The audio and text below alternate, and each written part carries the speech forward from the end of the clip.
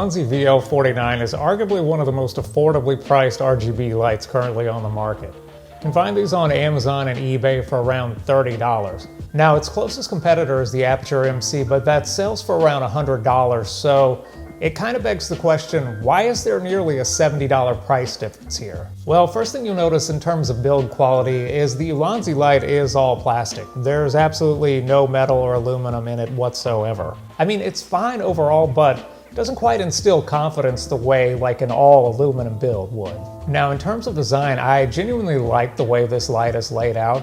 It's one of those lights that gives you like cold shoe mounts all the way around it so that it becomes stackable. You can actually stack this light with other lights that are similar. And on top of that, you can also just add like microphones or any other types of accessories. Basically, anything that would go in a regular hot shoe or cold shoe mount, you can use on this light. And on the bottom of it, you have both a hot shoe mount and a 1/4-20 tripod thread. Now, another thing that I really like about this light is it's magnetic. So you can just easily stick it to any metal surface to not only give yourself more light, but also add a pop of color to really enhance the scene. I mean, I've literally just stuck it to the side of my refrigerator right here.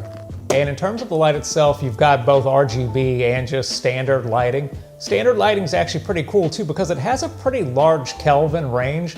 I mean, this light can actually go from 2500 to 9000 Kelvin, and that's a little bit longer of a range than you find on a lot of these lights. In terms of light output, it's a pretty bright light, and you've got a CRI rating of 95 plus. Now, in terms of actually controlling this light, there's no Wi-Fi, so there's no app or anything like that. Basically, you control everything from the back of the light with these little buttons and switches. You've got a power button, an enter button, and up and down arrows. You know, in order to set the settings, you long press the enter button, and that takes you either from RGB to regular light or vice versa.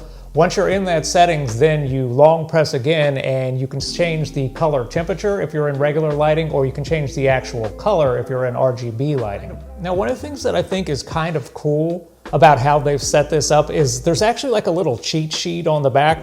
You have this little panel that ranges from orange, yellow, green, and then all the way through to the other end of the spectrum at like purple into red. And every single one of these is actually numbered. You know, for example, a lot of the product shots of this light, I've been using like this sort of light purple color. You can actually kind of find that just looking at the back panel is like a little cheat sheet, basically. Now, another way that this light is different from something like an Aputure MC is there are no scene modes. You know, you've probably seen a million videos of people just going through the settings of, ooh, it's a cop car, it's a candle light, it's paparazzi. You don't have any of that. You get RGB light, you get standard light, and that's it.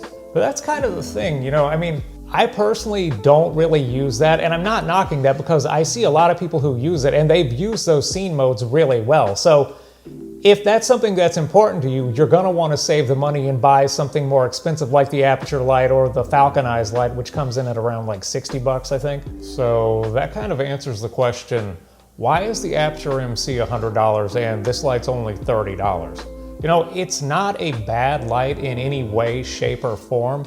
It's best to think of this more as like a no-frills RGB light. You know, there's no app to control this by Wi-Fi, and there's no scene modes.